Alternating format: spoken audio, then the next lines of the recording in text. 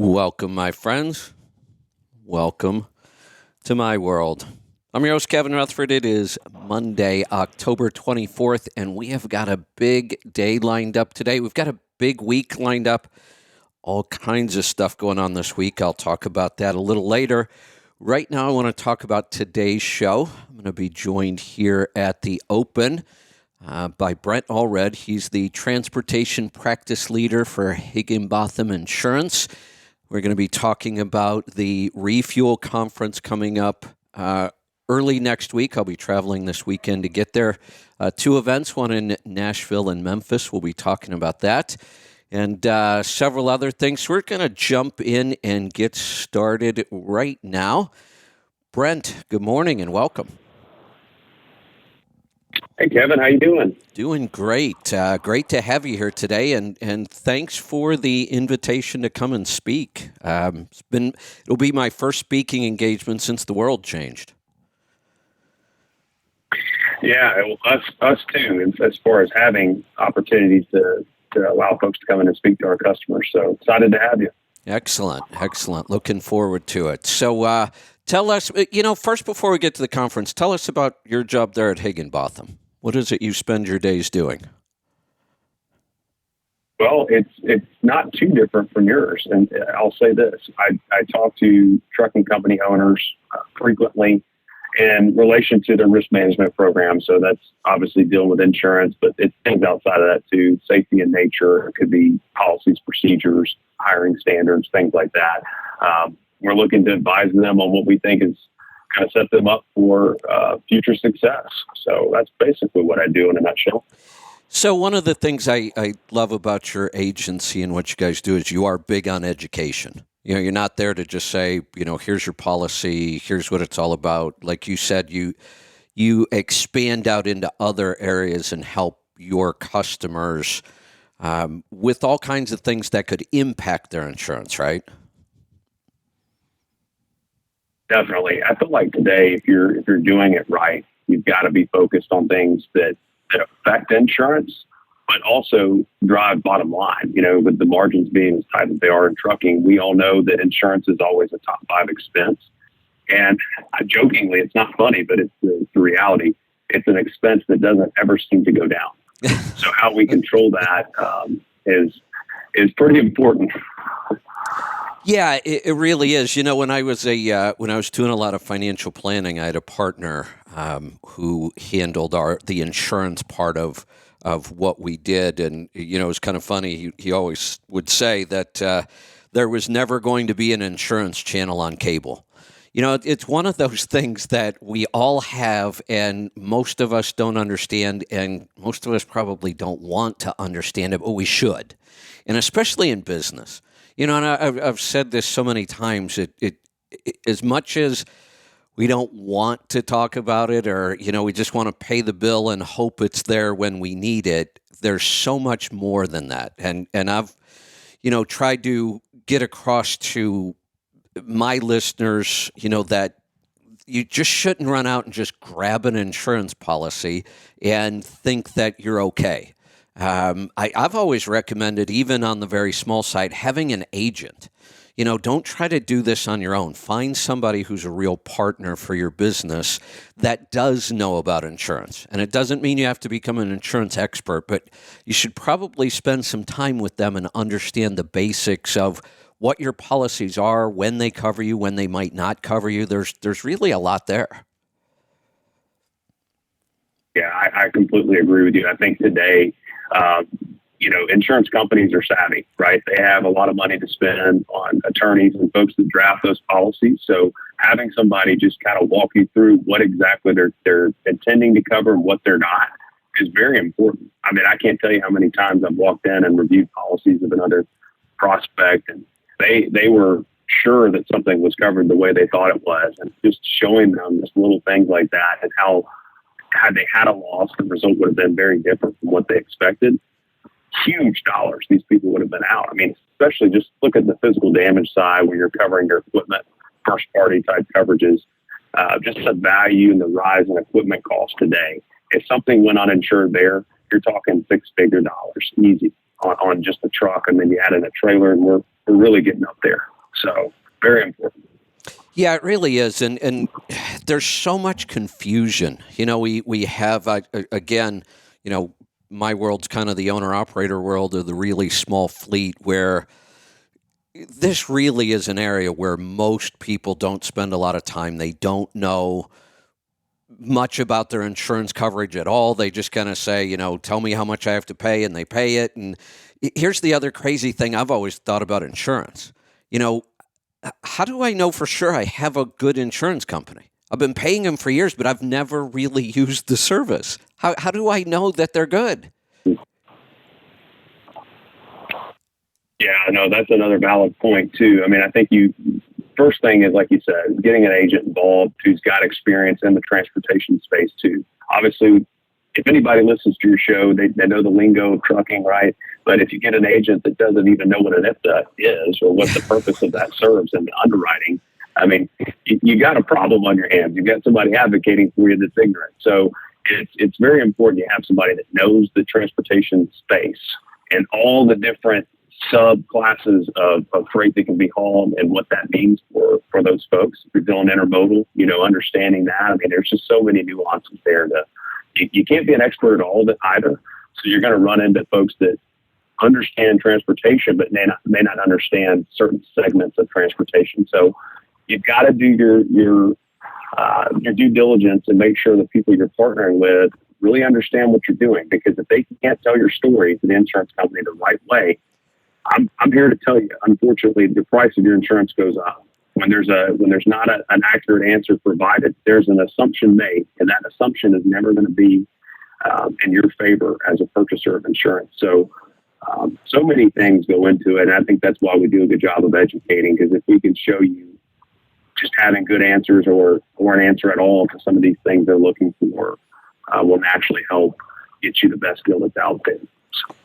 Yeah, one of the things we deal with owner operators is many of them start being leased to a carrier and running under their authority, and then most of the time, I know it's not 100%, but most of the time, that also means they're running under that primary liability and cargo insurance of the carrier, and they don't even have to think about that. They don't even realize that that exists.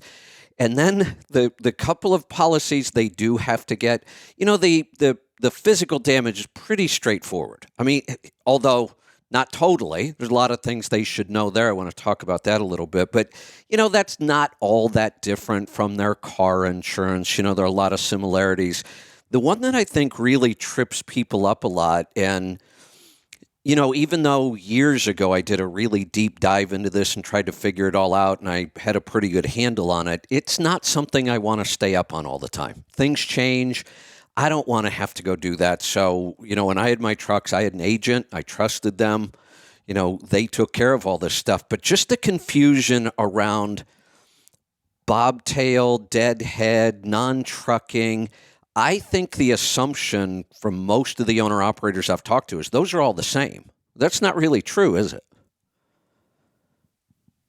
It's not, and I'll tell you that you're smart to mention that it's an evolving issue because of ELD mandates and stuff. There's all kinds of issues that you could argue that you're not under dispatch. You are under dispatch. What are you doing with the truck? Is it furthering your business in any way or manner? Ideally, in a perfect world, if an owner-operator were able to get that non-trucking liability, or if you want to call it bobtail, that word is a little bit interchangeable with insurance relation, but as far as the coverages, they're a little dissimilar there. But I would just say it'd be good if you could marry those with whoever is writing the primary auto liability. That's not always possible, but if there was a method to do that, that's ideal, because then what you run into is you don't have two different insurance companies fighting each other to say who's going to pay this claim. It happens if you're on the losing end of that. Your non-trucking liability policies now not responding for some reason. That creates a problem for you. So we try to marry up those two if we can, just to coordinate efforts and just say, hey, look, we're on this claim, regardless of what the outcome ends up being. We're putting in this bucket or this bucket. And so that's one piece of advice I would give the listeners, is just to try to to do that when it's possible. So if you're leased on to a motor carrier, see if they have an offer for that coverage through the same insurance company that's providing the primary. That's not always going to be the case, but definitely a good place to start. There was a time when I probably didn't understand insurance as good as I should have. And my recommendation to a lot of my clients was, look, if you're going to be leased to a carrier, 9 times out of 10, you're probably going to get the best deal just piggybacking on their insurance. It's easy. They'll take it right out of your settlement. It's done. After a while, after I did the deep dive into insurance, I stopped giving that advice because there are some awful programs out there. And just because they're easy doesn't mean that that's what you want, or even cheap. And I said, it's not that you shouldn't use theirs, but you should shop the market. You should go talk to an agent. You should understand. The other problem I see with carrier insurance, in my experience, it's almost impossible to get to somebody and actually talk to them. You're under this big umbrella of the carrier, and it isn't like you have your own agent. So a lot of times my advice really kind of changed to, you could look at their insurance and compare it, but you really might want to talk about just having an agent, somebody that can guide you, that you can call and talk to directly. And it's the same person. The big carrier, there's a phone number you can call. Every time you call, you get somebody different. You get different answers. So, as much as we don't want to think about insurance all that much, it's one of those things that having an agent really makes a lot of sense. Well, obviously, I'm a big fan of that statement, being that that's my job. But no, I do agree. I think insurance, for some reason, and I can't figure this out. Maybe you can help me out here. We get lumped into a different category from that of an attorney, corporate attorney, or even an accountant for these trucking companies. It's like there's a loyalty in buying from one law firm or one accounting firm that has history that they've established with that trucking company. But when it seems to come to insurance agents, far too often I find this mentality that we've got to, constantly be looking for the next best thing. And that's what I really sell against or preach that is not wise. If somebody learns your story, knows your business, they're doing a good job for you, they represent most of the major insurance companies, and you feel like they have your best interests served every year, you're really better off to stick with that agent because they're going to probably do some things for you. This is under the hood here, but I'll give you the inside scoop. They're going to do some things for you, whether it may be payment related, if there was an issue you're behind, or a claims matter where something's gray, they may could step in and advocate for you. They're much more likely to do that if you've got a buying history with them than you do just finding the cheapest deal every year because one other guy has a market but is not somebody you really trust. So it's something I haven't been able to figure out. I'm very blessed and feel like most of the customers I work with understand that, but just can't figure out why those industries don't have some more purchasing arrangements. I might be able to explain that on from my point of view down on the smaller end, owner-operators and carriers. If we think about it, my relationship with the bookkeeper, accountant, tax preparer, at the very least, I'm going to talk to them at least once a year. I have to. My taxes need to be done, and there's quite a bit going on there. There's a at least once a year, I'm going to work pretty intensely with that person. If I'm smart, I'm going to work with them more often than that. At the very least, I used to recommend to my clients when I did accounting and taxes, we had a program where we just called it a mid-year review. After 6 months were over and we had their accounting data in, we'd just take that 6 months and we would double it, and we'd say, here's likely what you're going to be looking at the end of the year, tax-wise. We'd give them a big heads up for what's coming. So there's a, more of a working relationship there. We might even check in with them once a quarter, have you made your quarterly payments, any adjustments you want to make. So you're paying them every month. You're working with them a couple times a year at least. An attorney, most people at the bottom end don't have an attorney. I mean, it's not something we need very often. I've been in business 35, almost 40 years total. I don't have an attorney. I never have. I don't want one. I don't hope I don't need one. And when I do, I'm probably just going to go out and find one for whatever happened right then, pay them and be done with it. And I have used attorneys over the years, but it's always been like that, and I think one of the difference there is sometimes I need a very specific attorney. At one point I needed an attorney to deal with the sale of a business. So I really wanted somebody that specialized in that. That was what they did every day. So you don't see people at this end of the industry really have attorneys. They just go kind of find one when they need one, and hopefully we don't need them. Insurance, I think here's the problem. I pay you every month and I have almost no interaction with my insurance company. And I think that's why there's no loyalty there. I don't know anybody. I don't work with anybody. I don't have a relationship with them. I just pay the bill and hope they're going to be there when I need them. And if somebody comes along and there's a better price, I'll probably just grab it. Yeah, I think I do agree with what you're saying. I think where we can bridge the gap, and maybe the world I play in versus what others that I compete with might do. But, a good customer of ours, we're checking in similar to what you were talking about as an accountant. I mean, if you're not doing that, that to me is creating that distrust or that feeling that there's not a sense of loyalty or best interest being served. So if that were the case, and I didn't hear from my guy at all, Cal, but once a year, and that's to ante up for another year, and here's your bill, see you later, yeah, I'd probably do the same thing. So I can't fault people for that. I guess in my thinking, when there's value created there, which is why we built the business model we have, you create value, people are going to be loyal. If you literally just put your interests and align them with them, the rest takes care of itself.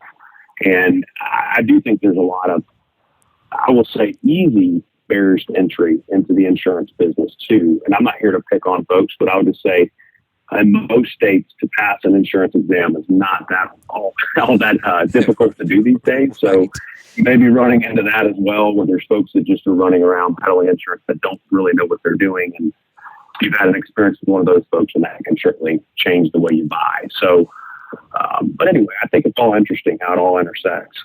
I think you hit it right on the head there, especially, again, in my market. When you get to the point where you're talking about multiple trucks, multiple trailers, drivers, you start to grow, insurance becomes something you really can't just pay the bill and ignore, or you shouldn't. I mean, it's a really bad idea. But I think it's a bad idea for a guy with one truck, even a guy with one truck leased to a carrier. I would rather see them get an agent, work with them. And again, when you talk about your business model and adding value, I love that. And we just don't see a lot of that in our part of the market. I'd love to see more of that. This conference coming up, we haven't talked about it a lot yet. I want to talk about it a little bit. There's some things I want to come back to on insurance. Is this conference is it open to somebody who owns one truck? Certainly. Yeah, I mean, this conference was designed years ago for the intent of creating value in the transportation community. So what we're here talking about today is the same things we try to do for anybody out there that does this for a living. And there's a lot going on every year. Obviously, the ATA conference is going on right now. There's legislative updates. There's changes going on from the insurance companies side of things. There's new legal ramifications for how you do things and don't do things with contracts and stuff like that. So getting in front of folks and bringing that information to them at least once a year is very critical. Whether you're buying insurance on one truck or you don't have to buy insurance at all, I still think you benefit from this event just from getting the information and kind of knowing what's going on out there so that you make informed decisions, whatever that may be. Yeah, I agree. And, I have to admit, as much as I hate to, if I go back to when I was, a new owner-operator and trying to grow a fleet, and I knew education was important. It always has been to me. I mean, I don't even understand the idea of how you're in a business for, 5, 10, 20 years, but never really try to grow your knowledge. So I would go to events. But you're also out there trying to run a business. It's hard. It's not easy to take time and travel somewhere. So I was picky about which events I would go to. I might hit 2 or 3 a year, and I try to make, the biggest impact I could. What event can I go to where I'm going to learn the most? And I have to say, I probably would have skipped an event like this. I would have looked at it and went, oh, it's insurance. But what happened, though, was once I started speaking, and I really went out to a lot of conferences, TCA and those kind of things, and events like this, I totally changed my mind about that. If I could go back, this would have been one that I would have gone to events like this until I knew enough, because I knew nothing about insurance, like virtually zero other than, here's how much I have to pay every month. I wish I would have done something like this sooner in my career. Insurance affects us all in, so many ways. So I'm encouraging people to come to this event. If you're an owner-operator with one truck, if you're thinking about becoming an owner-operator, learn this ahead of time. Get this one out of the way. Attend at least one event like this. You may even make some really good contacts, may find an agent. I just think this would make it much closer to the top of my list if I had to do it over. Well, and I think I want to hit on something I try to be very cognizant of when we designed this. That was the time commitment. Like you said, people are out there, they want to be running their business. We don't want to take them away from that for very long. So how we designed this was it's a half-day commitment on whoever comes to that. Now, there might be travel time involved. Obviously, you're having to come in early to make it there on time. But for folks that are in the area, certainly it's a half-day commitment. You're getting 2 free meals out of it. So if you like good food, that always has a benefit. But we want to get you back to doing what makes you money. And hopefully you've learned a lot in a short period of time. And I think we did a good job of how we line up the speakers. They cover a lot of very different topics and all have major impacts on how insurance companies do their thing, but also how things are going to affect transportation for 24 months down the road. So I think it's just good if you want to level the playing field and understand somewhat how the insurance companies are reacting to things. You've got to go to the same events they attend to understand where their mindset's at. They're being educated by these folks. So you've got to, I really feel like we as agents certainly need to go to events like this if we're going to understand why they're seeing certain trends or certain developments so that we can be out in front of that, educating our customers for what's to come. So if you're not doing these things, I'm with you. The ignorance is bliss kind of thing. You're sitting there waiting. The old hammer and nail deal. You're the nail and somebody's the hammer. So you want to avoid that if you can. Yeah, I'm looking forward to the speakers. Like you said, you've got such a wide array of topics. A couple really interesting speakers. We're going to have one of them on a little later this morning. But the other thing I try to get across to people, and again, you don't know this if you don't know this, the speakers are awesome. You're going to learn while they're on stage. But for me, probably the biggest benefit I get from going to events like this is the rest of the time. The meals, the breakouts, meeting other people in the industry. I have made so many good contacts at events like this that I would never make if you're not there. So there's a lot of value in the speakers. A lot of people, though, they'll say, well, I don't want to go to conferences. I don't take in information very well like that, or they're nervous or whatever it might be. But it's the whole event. It's not just who's on stage and talking at the time. You're going to learn then, but you're going to learn a lot more if you interact. And I have to tell people, because I know a lot of people are shocked when they hear this, but it's absolutely true. I'm a total introvert. I have a very hard time mingling at events like this. And I've just forced myself to over the years. One of the things that helps is if you're a speaker, people come to you. So that made it easier for me. But I've just kind of pushed through that, and I go to these events, and I just kind of do the best I can to meet people. And when you do, I think that's where a lot of the value in events like this really is, the contacts you're going to make. I agree. I've met. So just having our customers, let's just talk about that for a second. So the customers we represent currently, having them get together, I look at it from a benefit of the side talk that goes on. Hey, who are you using to purchase tires? who are you guys using for fuel programs today? How was your experience dealing with that insurance company you're dealing with today? We looked at a quote from them last year and didn't go with them. How has your experience been so that I could be more informed for next year's decision? It's that stuff that we see a lot of benefit from, and they appreciate that. Some are competitors, right? So I know it's not always fun to be in the same room as your competitors. I certainly know how that feels, but there's something to be gained from that too. If you can put business aside and maybe just find commonality, everybody has to do certain things. So like I said, I go back to the analogy of purchasing tires. Everybody has to buy them. I don't think that, I don't know how ugly it gets, but I wouldn't think your competitor is going to stiff you on a conversation approaching something like that. So there's still value to be gained regardless if you guys are competing for the same business. And I think everybody would agree trucking is such an important industry. And I think we all learned that if we didn't already know it during the pandemic, and how important it was to get stuff where it needed to go. So everybody's rooting for you guys. I know that there's plenty of bad actors out there that love to sue them too, but I do feel like as a whole, the community's behind trucking again. And I think events like this really help to find better ways to do things. So I encourage you to spend your time. I know it's a half a day commitment, but I think it'll be well worth it.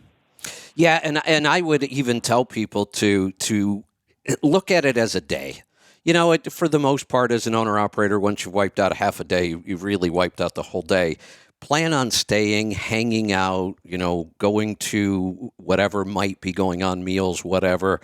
That's where a lot of the magic happens. And, you mentioned the competitor thing. And when I first started going to events like this, TCA, I was a little shocked because I thought, wait a minute, these people are absolutely in competition every day. And this is a tough business. Margins are small. It almost seems like the people who are most likely to attend because here's the other thing you'll find. I've been in this industry a long time. I go to events all over the country, and big, small. You tend to see the same people over and over and over. There seems to be a group that realizes how important education and events like these are, and then there's 80% of the industry that never bothers. So it almost seems like the industry is really, really small to me because I've been going to these events for years and it's the same people.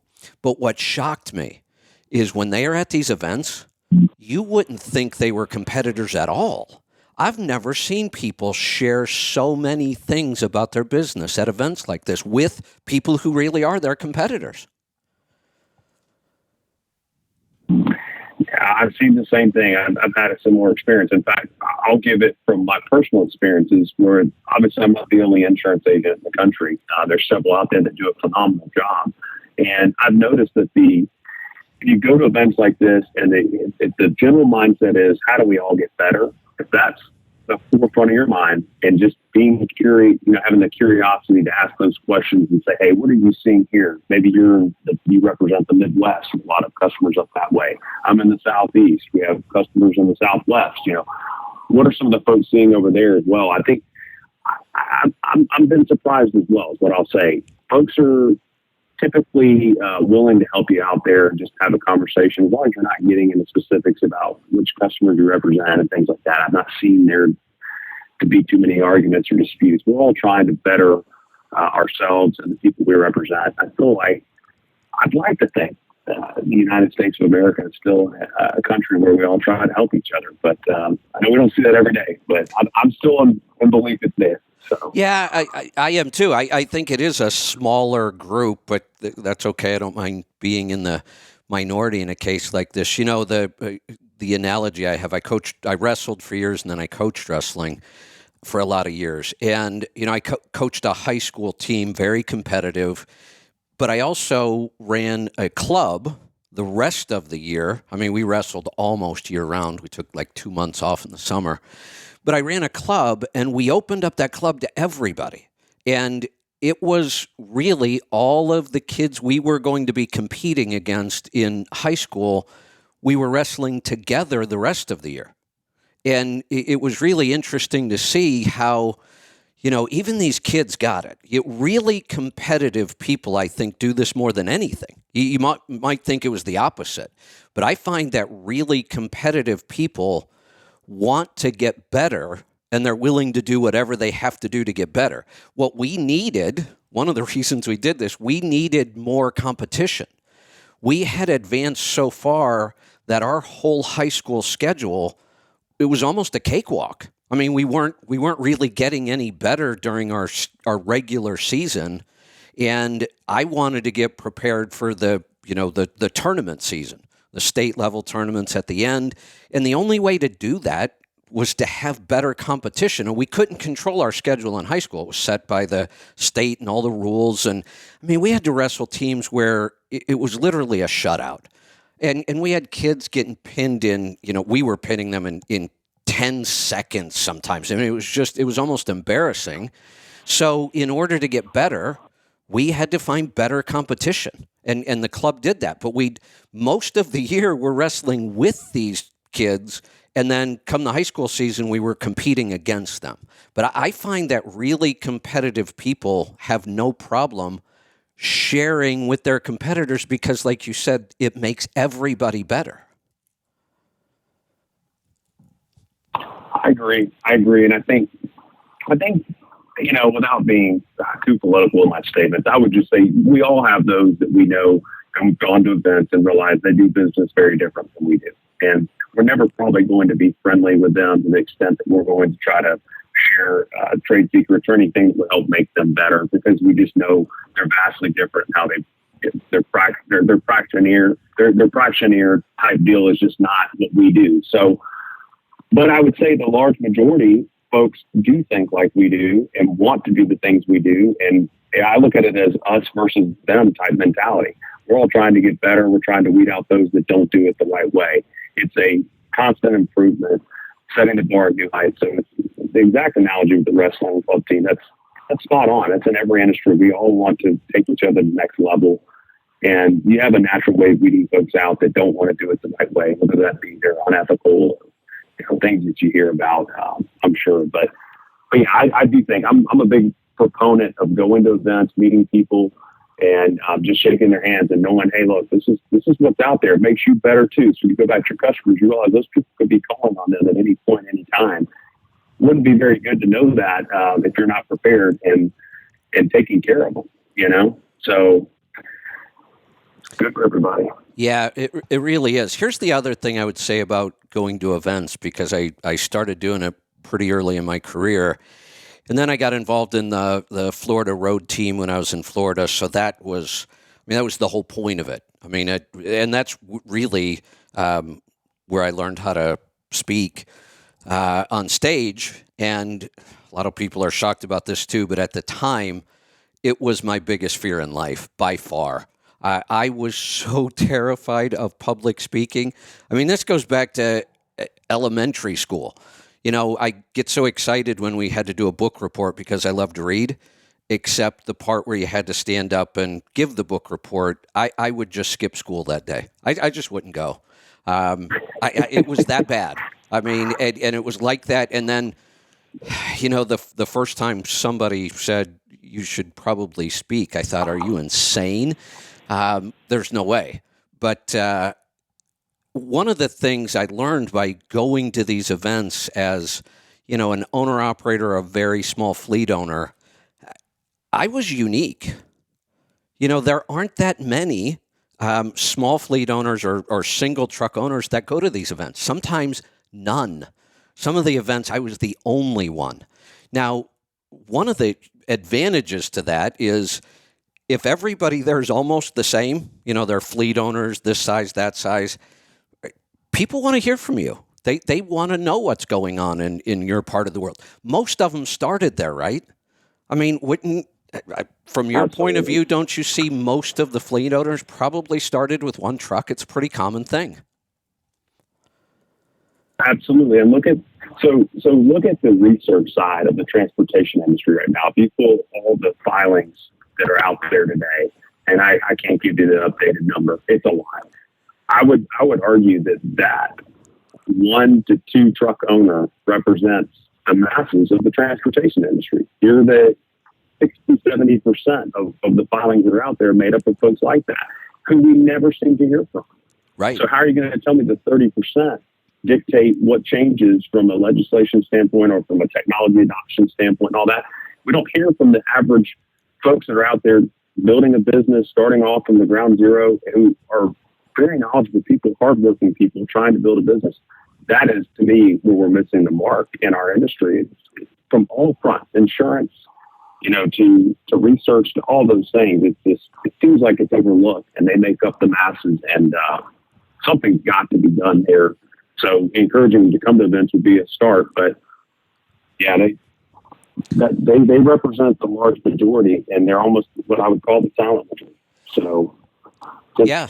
They clearly are the majority of the people that move freight. There's all kinds of statistics out there about it. So the first time I heard one of them, I thought, and I can't even remember it, but it's something like, I don't know, 90% of the freight is moved by fleets with less than 10 trucks. I probably have the specifics wrong, but when I first heard it, and you think of, well, wait a minute, look at these giant fleets. Their trucks are everywhere. You see them all over the place. Well, you see them because they're branded. You can't miss them. And the small side of the market isn't branded. It's scattered. It's all over the place. The first time I heard that statistic, I thought there's no way that can be true. But it is. The freight is moved by my market, the small fleet and the owner-operator. And the advantage I found going to events like this early in my career when I was trying to grow a trucking company was I'm in a place with almost everybody else here has grown a trucking company. That's what they do. Where could I go where I could get this kind of and like we said earlier, these people are very willing to share their knowledge. Nobody hesitates to tell their stories and what worked for them and what didn't work for them. I always say the biggest thing that drivers and owner-operators miss out on is their ability to learn while they drive. I mean, who else can spend 60 hours a week learning things? Almost nobody, unless you're independently wealthy, and then who really cares if you can just go learn whatever you want at that point.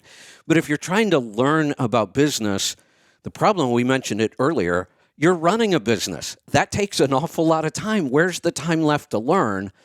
Well, first off, you have to make it. And I've always said owner-operators should be PhDs in something. You got 60 hours a week to listen to audiobooks, to listen to webinars. I mean, there's so much material now that you can access in seconds on your phone, and you should be learning all the time you're driving.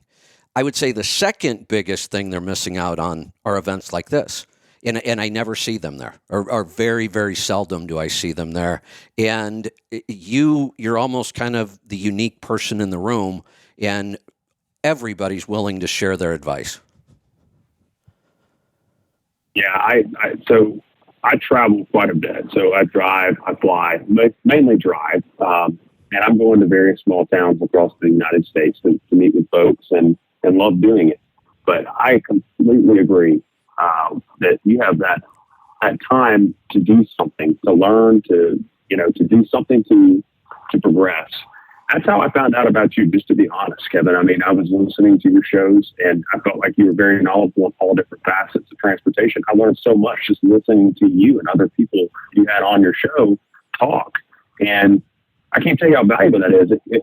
Imagine me walking into a trucking company and just learned something I found to be very valuable. They may or may not know that. These owners are there at the office managing operations all day. They don't have that time out on the road that they used to have. And so you bring them that is valuable. So using that time wisely is critical. I love it. I feel like, cell phones have changed the game a little bit with having hands-free and being able to talk to folks. That eats up some of your time if you're productive. But there's certainly that in between where you shouldn't be, and hopefully you're not checking text messages and emails. So you have that uninterrupted time to get better. And yeah, I love it. I'm a huge proponent. When I'm on the road, I have stuff pre-downloaded that I want to listen to that's all centered around a topic that I want to learn more about. I'm not listening to a lot of music, although I like that when I'm tired, but you get what I'm saying. I do agree with you in that, but there's a huge opportunity that seems to be missed by a lot of folks to really become an expert in a lot of different areas. Yeah, I feel pretty fortunate. One of the things that, very early on, I just really liked to read. I actually love to read. I average about 2 books a week. I have most of my life. The interesting thing is I can't sit and listen to an audiobook. I just can't do it. I've tried. I've even tried when I'm doing things like, maybe working out or working in the garden or whatever, throw on some headphones. It just doesn't work for me. I prefer to read, and I know a lot of people don't like to read, and that's their excuse. Well, I just hate reading. I don't comprehend it well. The one time that I can listen and love to listen is when I drive. Even on a plane. I can't do it on a plane for some reason. For me, on a plane, I'd rather just open the book and read it than listen to it. But when I drive, that was always my time. Early on in my career, it used to be a really big thing, like these programs on audio tape, cassette tapes. I go all the way back to cassette tapes with these. People like Anthony Robbins, and there's just Dennis Watley, just tons of those guys that used to put out those kind of programs. They were expensive. I mean, they were $300 and $400 sometimes for 10 CDs on how to set goals or whatever. I spent a lot of my money on that stuff, a lot. But then what I also started doing, I had like library cards for like 10 libraries, everything within, 100-mile radius of where I lived. And on weekends, I'd go hit the libraries and check out audiobooks and programs like that, something I started doing really early. So even if you don't like to read, even if you don't think you can comprehend that kind of stuff, just listen. Listen, you have all that time, and it's week after week after week. What have you learned in the last year while you were driving? If all you're doing is listening to the news, you're probably not learning much of anything. You're probably just getting aggravated every day. So take a break from all that. That's the truth. Yeah, take a break from all that and spend your time learning something. And an event, again, we'll come back to this event. Great event. I'd love to see some owner-operators show up, so we'll talk about the details a little bit. Right now, I would like to add to our conversation here. I want to bring in Carrie Palmer, Esquire. Carrie, welcome to the program. Well, hello. How are you? Great to have you here. I'm doing good this morning. How about you? Good, very well. I've been listening to you both. Amen, amen, amen. Oh, good. So you are one of the speakers at the event. Tell us a little bit about your background. Well, let's see. We can do it the short version or the long version. The short, long version is I grew up in racing, and so I knew about motor vehicles, trucks, cars, things like that. I ended up in law school through a circuitous route, and so kind of ventured then into product liability, equipment, vehicles, all those kinds of things, and then trucking. And so it made a lot of sense because I knew those things. I had a background in those things. I was a trial lawyer, and so having that background was helpful. And so after years and years of being a trial lawyer, I kind of got tired and frustrated with dealing with facts that I couldn't change. There would be an accident, or there would be a contract dispute, or there would be some issue between, companies or third parties or whatever. But you were always dealing with something that you couldn't, you couldn't change. It just, those were set in stone, and you had to present them to a jury and hope that they did the right thing with them. And after a while, I thought, I think I've learned so much that I could be helpful on the front end. So I started kind of moving my practice to a risk management, strategic, project kind of focus. And that's really what I've done for the last 3 or 4 years, and do more and more of that. So I do a lot of risk management. I talk to insurance companies and their clients. I talk to lots of motor carriers. I kind of focus these days on trucking and transportation. And so some of that is contracted executive work. Some of it is leadership and development. Some of it is I draft a lot of independent contractor programs for motor carriers and leasing programs for equipment leasing companies. And So it's lots of stuff. Yeah, it really is. I want to go back to what you started with because you're going to fit right in here. What kind of racing did you grow up in? Drag racing. My dad was a 2-time world champion in Wow. NHRA. Yeah. So it was a heck of a way to grow up. But that was my first exposure to both mechanics and trucking, right? Because a lot Yeah, of those that's right. rigs would come in on big rigs, and I'd climb up in and around them and that kind of thing. In between, changing tires and getting the car down the strip. There you go. So, my part of the market really is kind of the owner operator world, one guy, one truck. Then they kind of grow into small fleets. So I've kind of followed them along. So my sweet spot's probably 10 trucks or less. You get past 10 trucks, a lot of things start to change. I work with some companies, 25 or 50 trucks. But for the most part, what I do is one truck, one guy. And many of those guys, especially the age group that I'm in, it's kind of still the biggest age group in the market right now. Older. A lot of them started as gearheads. They're all gearheads. We were all into some kind of equipment. I grew up racing motocross. We do a show on Fridays called Trucking Technology and Efficiency, where we talk about fuel mileage and maintenance issues. And my co-host is a race engineer. He's actually over in Italy right now. We talked to him, was it yesterday? I don't remember when we talked to him.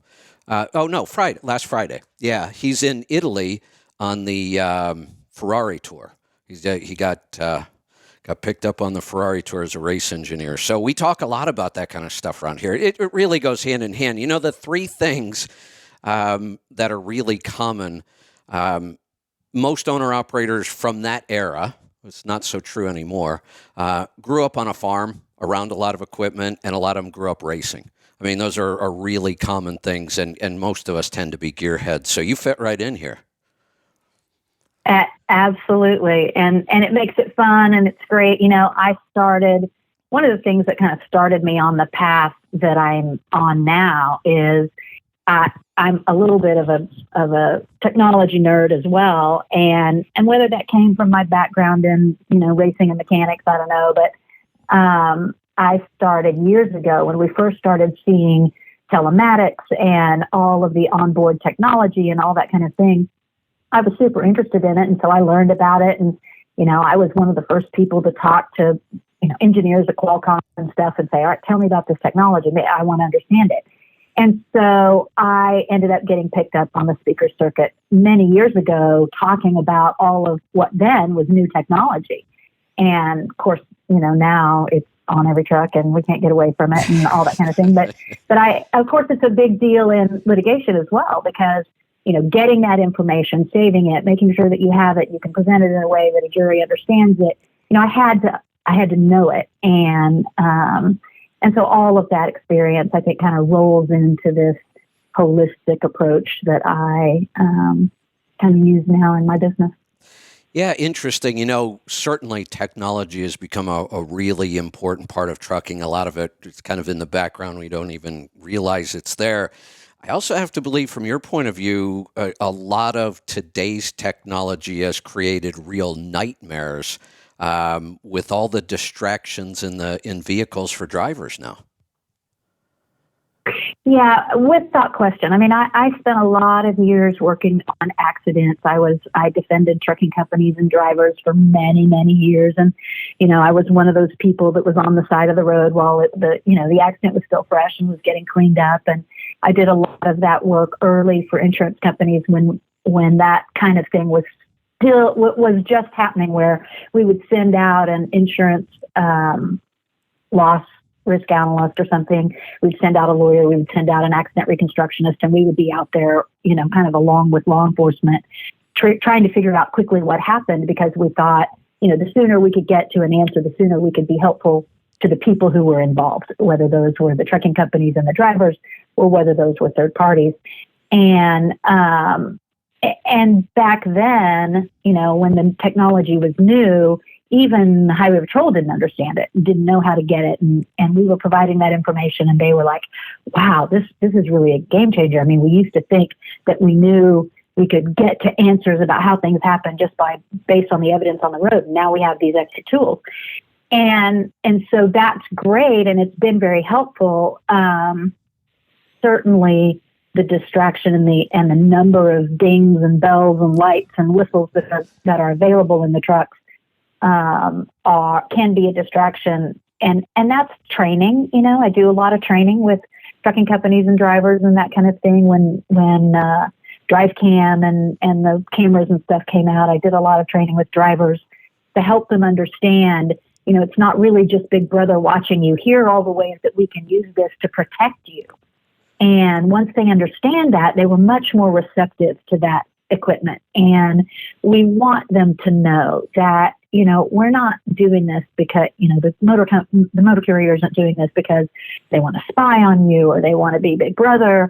We're really doing this because we believe in you and we want to support you. And whether it was your fault, you made an error, and we need to know that early so that we can help you and protect you and do the right thing here, or whether it's not your fault, as the federal accident reporting statistics, which is the FARS data that the government's been keeping for over 30 years, shows that on average 70% of all motor carrier car interactions, crashes, fatalities that occur are the result of an error on the part of the passenger car. And that's not what most people think. And right. So it's that kind of information that you have to pull all that information, whether it's telematics and the, driver's statement and the information that you get at the accident. You have to pull all that together and make weave together a story that will be persuasive to a judge and jury. But again, when I was doing all of that, and you had all this technology, you had all this data, I just felt like I was constantly being handed a box full of Legos, and that was the only thing I got to build with, right? I could only build with the Legos in the box that I was handed. And now what I feel like I get to do is through, organizations like the Higginbotham Group and the Refuel event that we're having here, and other companies that I work with, and motor carriers and organizations that I work with, you really get to look at these issues, and because of all the experience I have, I get to ask the questions. Okay, these are some of the things I've seen that have gone wrong and that have resulted in bad things, whether those were accidents or arguments between companies and their vendors, or arguments within companies between owners, or whatever it is.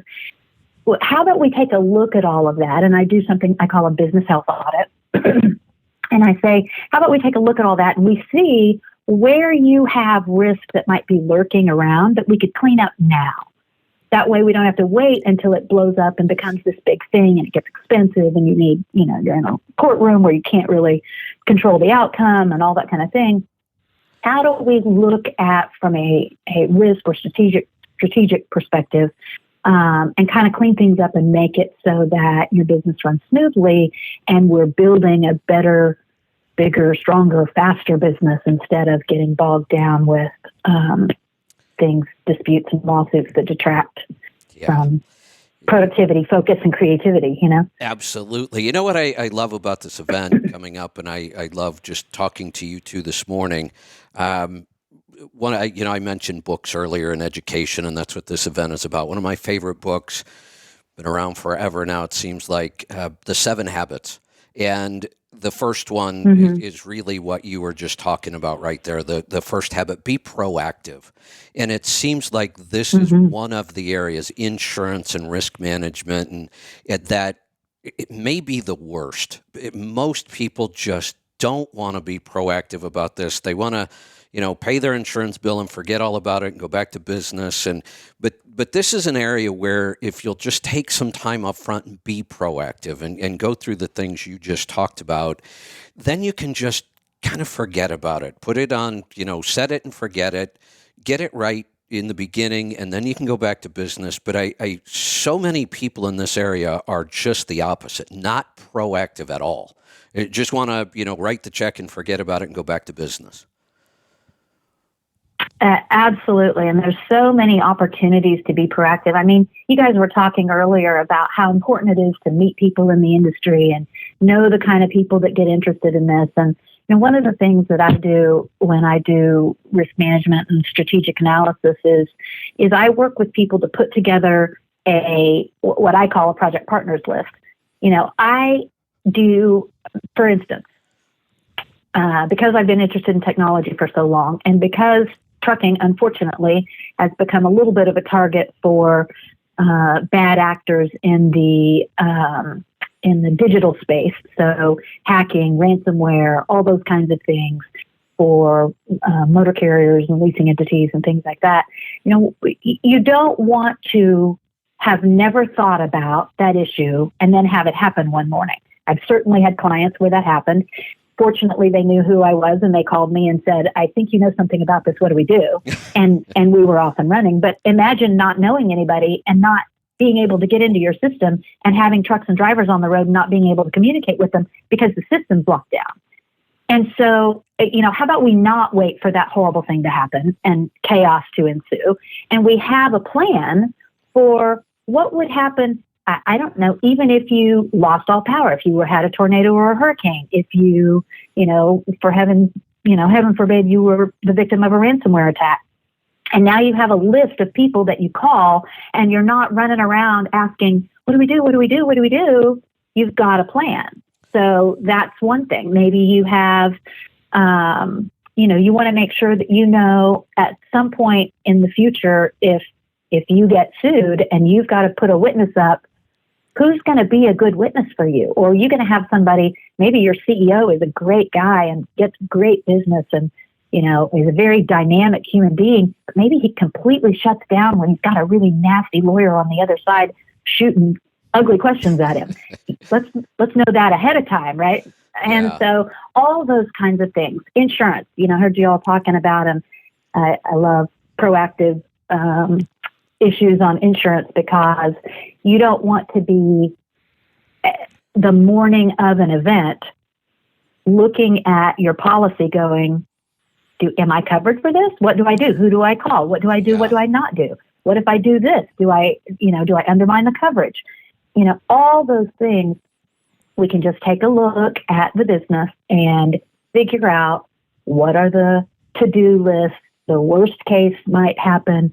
Then you can set it and forget it. There you go. But setting it and forgetting it, paying a premium and never going the next step, tends to be a recipe for disaster. It really does. Do the work up front. And you don't have to become an insurance expert. This isn't something you have to do all the time. But if you do it once and you do it right and you have a good agent and you go through these things, know up front from your agent, what are you going to do when the accident happens right there on the side of the road before anybody's there, before you can even talk to your insurance agent? A lot of things can go wrong right then, right? Absolutely. Yeah, absolutely. And so, in addition to insurance, there's other things. I mean, there's a lot of statistics and research about, and this is true across all industries, not just transportation, but that one of the primary places where litigation risk exists is in your employment relationships, whether you have employees or contractors or whatever it is. But those relationships tend to bring litigation risk. So whether it's discrimination or, hiring policies or whatever kinds of things, you can look at those. You can have a plan for those. You can have a plan for business succession. How many people think that they're going to just pass a business on to a child or something like that, and then maybe the child grows up and doesn't want the business, and now you've got to sell it. And are you ready for that? So there's lots of things that we can be proactive about, and the key is that what's the old saying? An ounce of prevention is worth a pound of cure, right? So it doesn't take long to think through these things in the beginning and just know this is kind of the path forward. And maybe then you check in with that, whether you have a business partner or a spouse or somebody that works with you in a small business, just do that check-in maybe once or twice a year. And are we still on the right path? Are we moving in the direction that we want to move in? Have we thought about the things that are key in our industry? What's changing? What do we need to know? And another great reason why you want to attend an event like this, because it's always kind of keeping you on the cutting edge of what's going on out there and what do you need to know and be proactive about. Yeah, you mentioned employment. I'll give you the scenario I deal with a lot. Again, I tend to deal with that one truck owner operator, and then a lot of times they want to grow, which I mentioned coming to these events is a great idea because most of the people there have done exactly that. It's just a really common thing in trucking. The largest trucking company in the country started with one guy and one truck. That's just a really common Absolutely. thing. So if you want to be around people who have done what you're trying to do, these are the places to do it. One of the issues I've dealt with forever, I did a lot of tax work for owner operators, and the issue we've dealt with forever, and it certainly hasn't gone away. In fact, it's becoming an even bigger issue today, is that the guy owns one truck. He's doing great. He's making money. There's lots of work. Most of the time in the trucking industry, there's no real shortage of work. It's finding profitable work that is the challenge. But they're ready to grow. They add that truck. They go to hire somebody, and they look at how complicated employees are. All the taxes and state taxes and withholding and all the rules around, we have a little bit of a break in trucking. We don't deal with overtime rules and some of the other stuff, but there is a lot about having an employee. And this industry seems to just default to, well, skip all that. Just call them an independent contractor instead. And I've been fighting against that for years. I've tried to tell guys, look, when you own that truck, and you put a driver in it, they are not an independent contractor. I don't care how many contracts you write. I don't care what you get them to sign. They're an employee, and you better treat them that way. And that has been around forever, hasn't changed, probably getting worse these days. Yeah, a huge part of my business, well over 50% of my business now is dealing with the independent contractor model. And I'll be talking about a little bit of that at the event as well, but I do a lot of this work, and it has always been complicated, as you mentioned, but it's getting far more complicated these days because the government has just basically created an all-out assault on the model, and it's really troubling for lots of reasons. There are so many people, owner-operators being a huge part of that group that like the concept of independence, and they like the concept of being able to kind of be their own boss. I've always said that truck drivers are cowboys. It takes a special kind of human to get behind that wheel and to spend weeks away from their families and travel all over the country and deal with the different weather and road conditions and all kinds of crazy things. That is a really special kind of human being. And I would like to see the government support it more than I think they're doing right now. But without question, there are rules, and the rules are getting more and more complicated about what is an independent contractor all across the board with the gig economy and everything else, but certainly in trucking as well. And so it's an important issue. I say this all the time. An independent contractor is not truly an independent contractor unless they bring two things. Number one, equipment, and number two, driving services. And so it can be a easy default to say, well, we're just going to put them on a contract and call them an independent contractor. But with all of the different tests that the government has, and they're different, like the IRS has a test, and the Fair Labor Standards Board has a test, and everybody has a different test. You better know what you're doing, or you could be in a lot of trouble.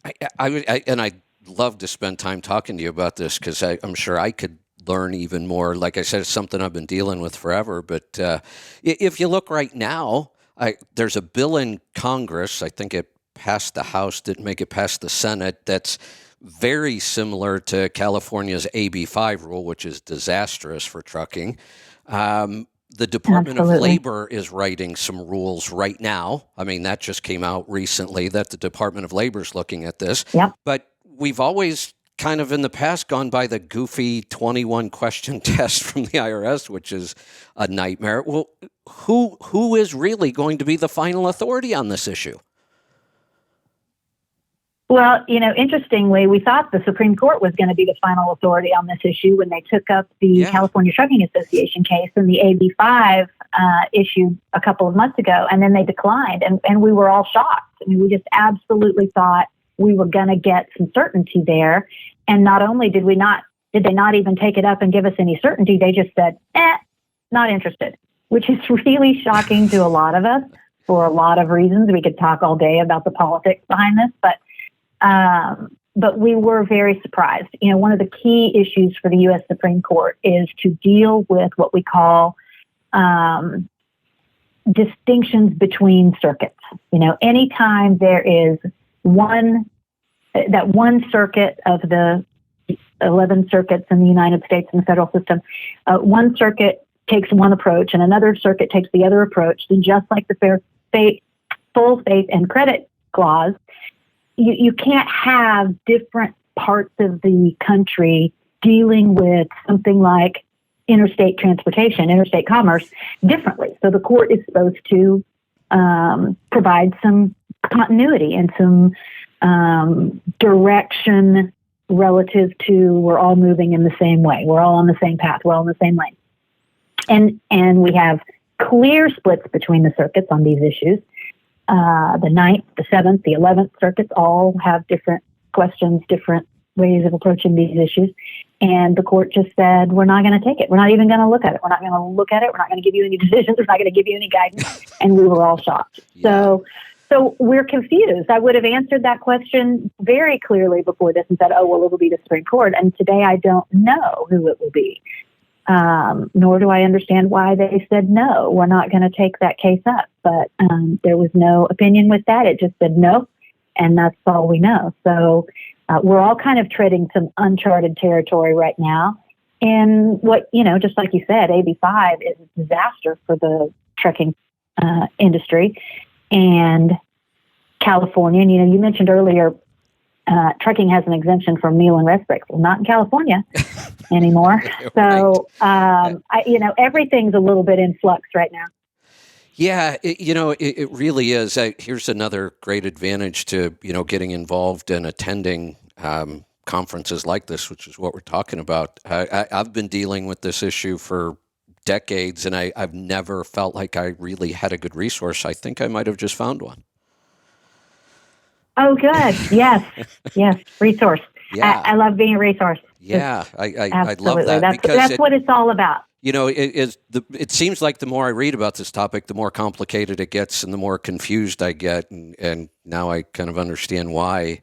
But it really is. That tells me you're a very smart man. It really is a big issue in so many ways. First, when I get my first truck or I lease onto a carrier, this is an area I should understand then. Even more important, if I decide to grow my business, I really better understand this. And as if I decide to become a small fleet owner, I do have an option. I could, if I put a driver in my truck, I own the equipment. I have told people, don't even look at this. They're employees. Treat them that way. Just be done with it. But I could also go lease other owner operators under my authority. And in my opinion, they truly are independent contractors as long as we just do a couple things right. Would you agree with both of those? I would agree with both of those. I would also say that you can lease someone who's leasing equipment and doesn't have leasing or owns their own equipment, their own C&V, and doesn't necessarily have motor carrier authority. I mean, that's the issue. While y'all were talking about earlier, and you were 100% correct that the number is more than 90% of the 595,000 active motor carrier authorities in the industry. More than 90% of them are authorities that have less than 5 trucks on them.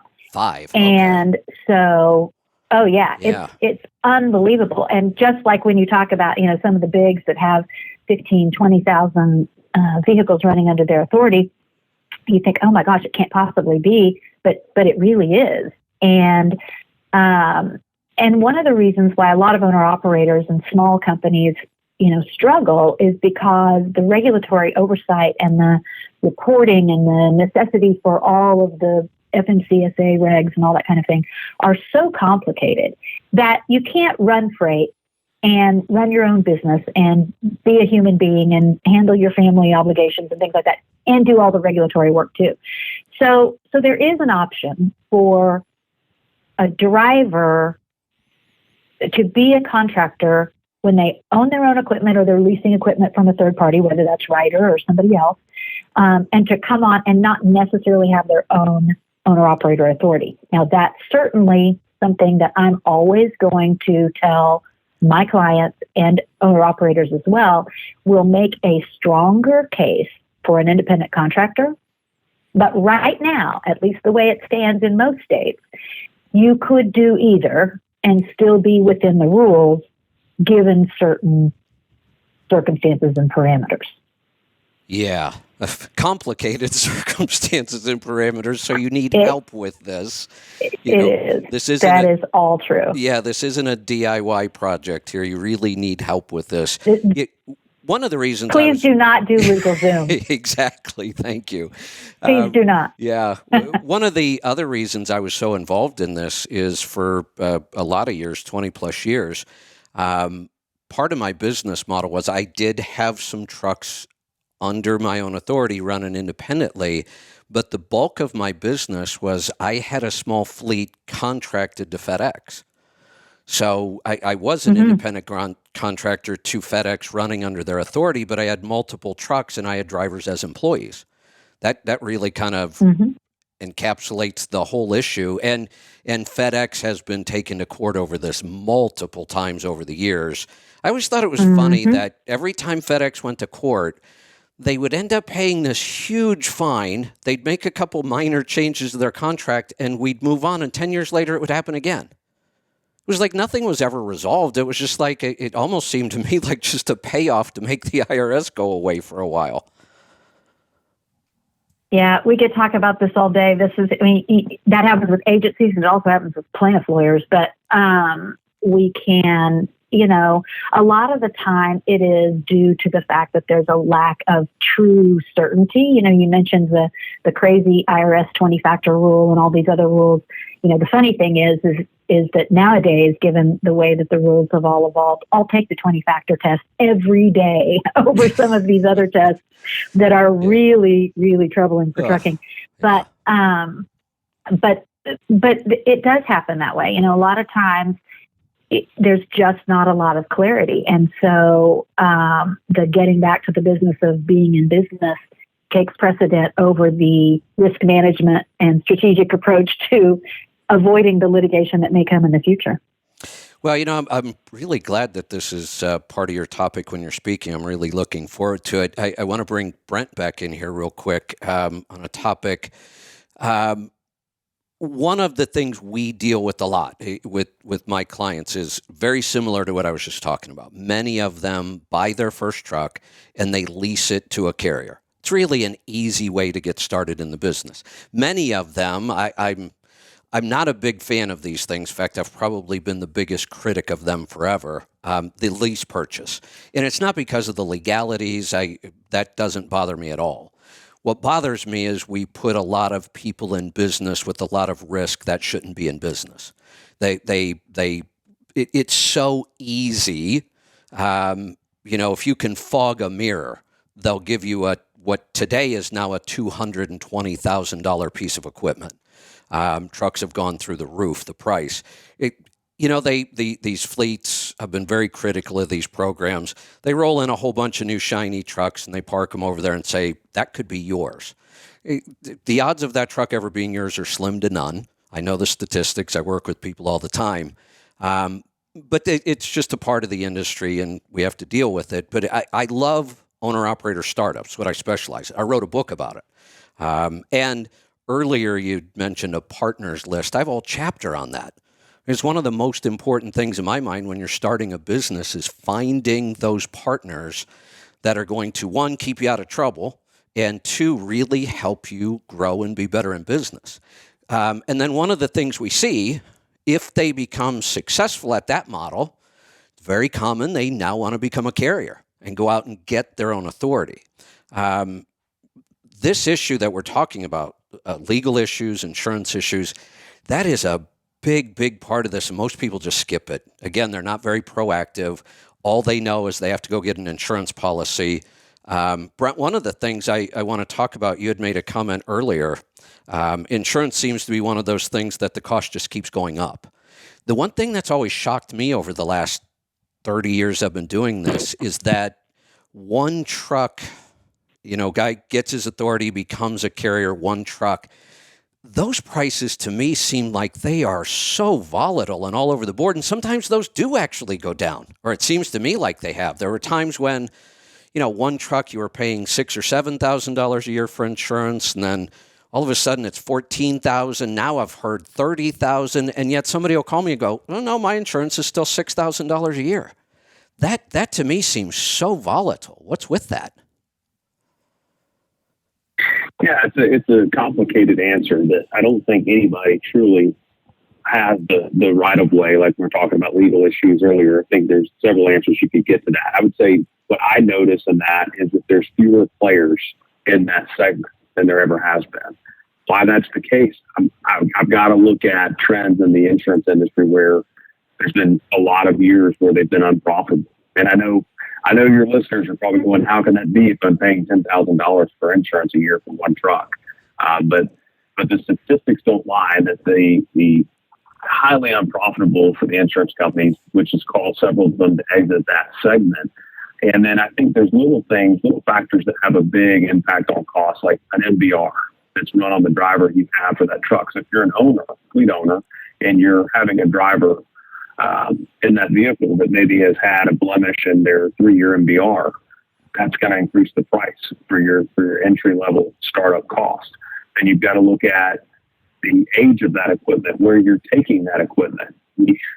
And it's no secret. I'm not here to beat up on individual states, but I'd say if most of your miles are in California and Louisiana and Florida, you're going to have higher insurance costs because those have been known as more judicial, I'll just say it, hellholes. And it's been a problem for insurance companies to come out ahead when they're sued in those states for the rules that have been set for them. So it's a lot of compounding things.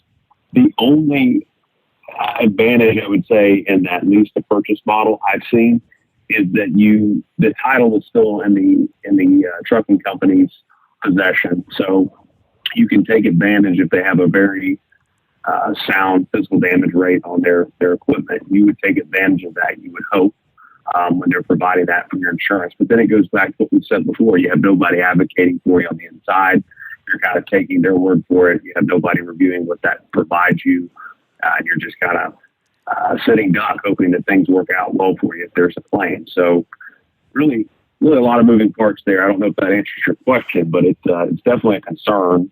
And I don't know that it's going to get better. I think technology is going to continue to play a factor on what costs are there for insurance companies getting into that segment too. So the rules of the game of what you're being graded on seem to be evolving. Yeah, it does answer the question. Hey, Kevin? Yeah, go ahead, Carrie. Hey, I have a question for you. Sure. Because, and I agree with what Brent's talking about here, and because I work so much in this space, particularly with both leasing companies and motor carriers, and, it is complicated. Capacity is the name of the game. It's do whatever you can do that's going to bring a driver in because we got to, move the freight, and that's how we do it. And so, what opportunities you can offer, what things look good to people, what gets them interested, that's all very important. I'm interested from you and your clients and the work that you do about what is it that moves the needle for an owner-operator as far as what are they looking for from motor carriers? What are they looking for from leasing companies? What makes them productive? What advice do you give them to make them productive and profitable and those kinds of things? And I know that's a huge question, so I'm not asking you to, go in all that. I'm just saying that when it comes to building these kinds of programs, my clients, and some of them are only 10 truck companies, but they need to get into the owner-operator model because they're looking for capacity and they have available people with equipment who can fulfill that need. But we're always looking for how do we make it better for them? The operator needs a place where they're going to be loyal and they can be productive and they, coming in and out of a motor carrier, and that's not productive for them. They're going to lose money every time they make a switch like that. So I'm always interested in that. We actually, this is a topic I've covered for years, and I'm going to touch on this a little bit at the event. We actually dug into some numbers because I did accounting for owner-operators for years. I wrote software. We're sort of out of the hands-on accounting business. We don't do it directly anymore, but I wrote software that's basically QuickBooks for an owner-operator. It's an online software program that helps them do all their accounting and get prepared for taxes. So we actually dug into our numbers and this is 15 years old, but we could show that for an owner-operator, one truck, he drives it himself, he's leased to a motor carrier, switching carriers would put about a $7,000 hit on their bottom line for the year, just switching one time. That's how much that's huge because back then, most owner-operators were netting about $60,000 a year, some far less than that. $60,000 was actually a fairly good owner-operator lease to a carrier, and to take a $7,000 hit, that's huge. So, we would first off, in the book I wrote, the program, I wrote a whole chapter on how to find the right carrier to partner with. And it's so exhaustive, I actually said, nobody will do everything on this list. But if you do 50% of it, you're going to be so far ahead of the rest of the pack. Find the right carrier first so you're not switching later on because it is outrageously expensive and it'll set you way back. So what are these guys looking for? Well, the first one we can just get out of the way because it's what everybody's looking for. They want more money. The problem here is comparing contracts and how much money you're going to make is like trying to compare cell phone plans. Don't even bother. There are so many variables. They might look at, well, this company pays this rate, but some companies pay a percentage of the freight. Some companies pay a straight mileage rate. Neither one tells me anything. I can't really predict much just from that number. So we set the money thing aside because that's what every owner-operator will tell you their first issue is. But it's too complicated to make a decision on that, although that's what most people do. And then that's why they end up 6 months later looking for another carrier. They jump to contract because this carrier pays 3 cents more a mile. There's so many other factors. The next one I would say, though, that is a big one that carriers do have a lot of control over. Most carriers don't have a whole lot of control over how much they're going to pay. There's not a lot of margin in freight. It's a tough business. Exactly. The one they do have a lot of control over is freedom and autonomy. Letting these guys be truly independent, not overly controlling. And one of the models that I think has been very successful at this is Landstar. And I've worked with Landstar for decades. And I've said, if you want a trial run at having your own authority and being a carrier, but you don't want all the risk and all the expense, that's Landstar's model. You are contracted to them, you're working under their authority, but you have more freedom in their system than almost any other system I've seen. And I think that's why they've been so successful. Right. They you don't have a dispatcher. That's such a contentious relationship in trucking. It always has been. The dispatcher controls a lot of what you do every day. And you don't have that at Landstar. There are none. There's a load board. There's freight available. You just go pick and choose what you want to do. Many carriers, if I'm an independent contractor and I'm leased to them under their own authority, they tell me when I can take time off. I mean, most carriers, you just can't say, well, no, I don't want to go to work today. Or no, I'm taking a month off in the wintertime because I don't like driving in bad weather. That's almost unheard of. And yet, Landstar, that's exactly how it works. You only go to work when you really want to go to work. Nobody calls and says, hey, you haven't taken a load in 3 weeks. So I think that is probably the biggest thing a carrier can control that these guys are looking for. Just more freedom. Mm-hmm. Yeah, there's a lot of things that go into all those issues, and I worry about Landstar. I know it's got a great long-standing model, but given the way the government is moving, I'm concerned about how viable that's going to be. Not because there's anything wrong with it, because I do think they do a great job, but man, the regulations are looming large right now. Yeah, I would have to believe, maybe you could clarify this for me. My impression has always been, if the government starts cracking down on carriers using independent contractors that have their own equipment, and I think you and I would both agree, those are true independent contractors. Even someplace like FedEx, where they did exert quite a bit of control over my operation, a lot. That was one that, no, I couldn't say my trucks aren't working today. I had to supply a service to them. If my truck had to go in the shop, I had to rent trucks. If a driver wasn't there, sometimes I stepped in and drove. They exerted a lot. I had to wear a uniform. My truck had to be painted a very specific color of white. I mean, that's how much control they exerted there, and I was okay with that. It worked for me. I made a lot of money there. I was able to sell my contract when I left. But I would think, and maybe you can help me with this, that looking at the different models in trucking from the lease purchase kind of thing, which seems to me like could be really pretty iffy with the government cracking down, all the way up to Landstar's model, where they're really about as hands-off as anybody in the industry. But you almost seem to think you're worried more about their model. How come?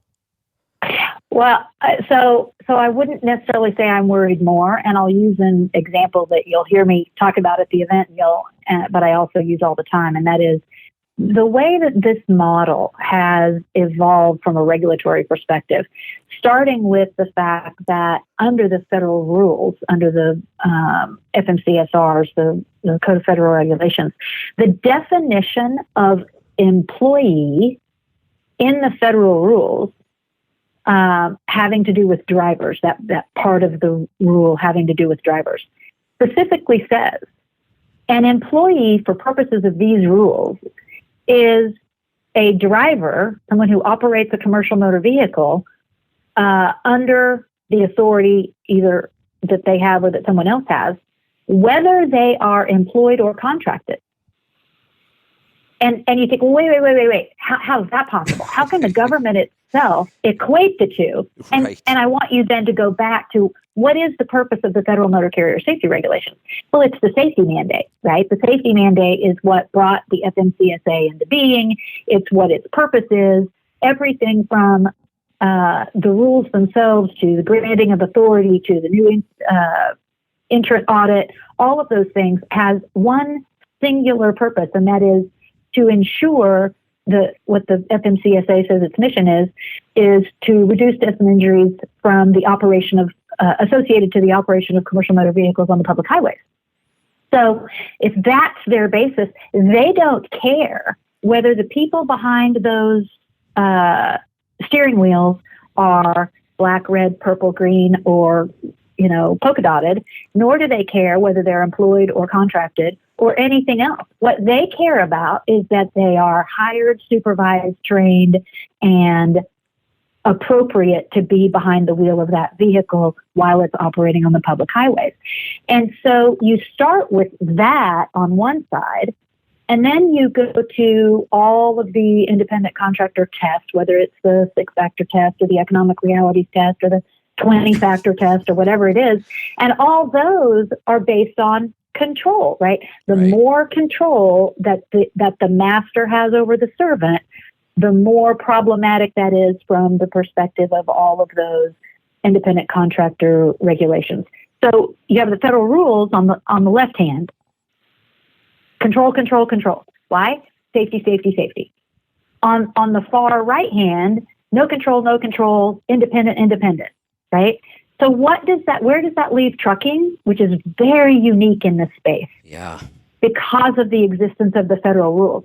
You bring your left hand and your right hand together and you make a tiny little space, teardrop space that I call the eye of the needle, right? We are left as transportation to thread the eye of the needle between too much control, which violates the government's independent contractor rules on independence, and not enough control, which would violate the government's FMCSA rules related to the safety mandate on not making sure that you have safe, appropriately hired, appropriately supervised drivers. And so transportation is very unique in this space because of those competing and diametrically opposed positions. Got it.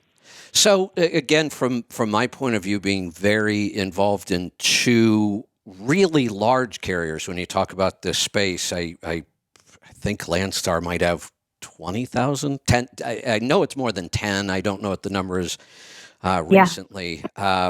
Independent contractors, that's their whole model. They don't hire drivers. They don't own equipment. And then FedEx, and specifically FedEx Ground, that division, that's who I started with way back in the 80s when they started. They have been 100% independent contractor. Not the whole of FedEx. FedEx has divisions that are pure employee, but FedEx Ground started as pure independent contractor, always has been. Those two systems, to me, are at the opposite end of that control spectrum. Like I said, FedEx exerts a ton of control on their contractors, and Landstar almost none. I mean, that almost seems to be like the kind of spectrum to me. And I would have thought that Landstar was probably more safe, but it sounds like nobody's really safe. That's the problem, is that nobody's really safe. If you're doing it really well on the independent side, then you've probably got some risk on the FMCSA regulatory safety mandate control side. Got it. And then the reverse is true. And that's the problem. That's the tiny little eye of the needle that we thread every single day. Got it. Okay. That makes sense. That makes a lot of sense. Thank you. If you're really good and you're safe on one side, you're probably knocking on the door of violating the other side. Why it's so hard in transportation right now. I know I've kept you to a long time. I'm going to touch on a couple more topics and I'll let you go. And I'm really looking forward to meeting and talking to both of you too. Is there a statistic anywhere that we can find? And I want to set aside the small carriers who have their own authority right now. I want to compare a large carrier that either hires employee drivers or contracts with independent contractors. Are there any statistics about which group is safer?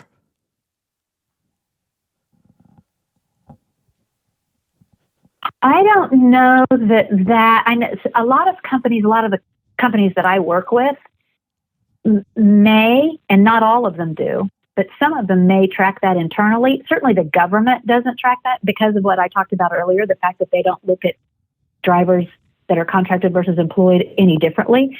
Like the FARS data, the Federal Accident Reporting, Fatality Accident Reporting System, that doesn't look at them differently. That just looks at accidents that result in fatalities and involve a commercial motor vehicle and a passenger car. So I don't know of any mainstream kind of place where you would get that information. I don't know if ATA does that or maybe OIDA. I've never seen numbers like that other than for a few carriers that track it internally.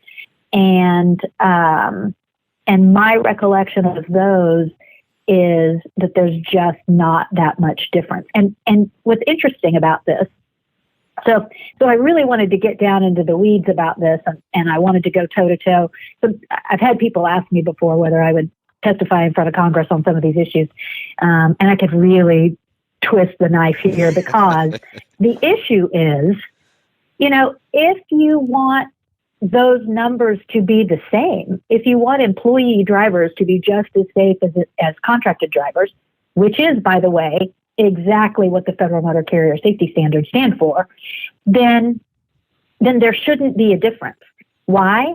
Because they should all be, quote, controlled in the same manner, right? They should have the same kind of training. They should have the same kind of check-in. They should have the same kind of telematics. They should have, all those things that a motor carrier does and puts in place to meet its responsibilities under the safety mandate of the FMCSA should create an equality in those two populations from a safety perspective.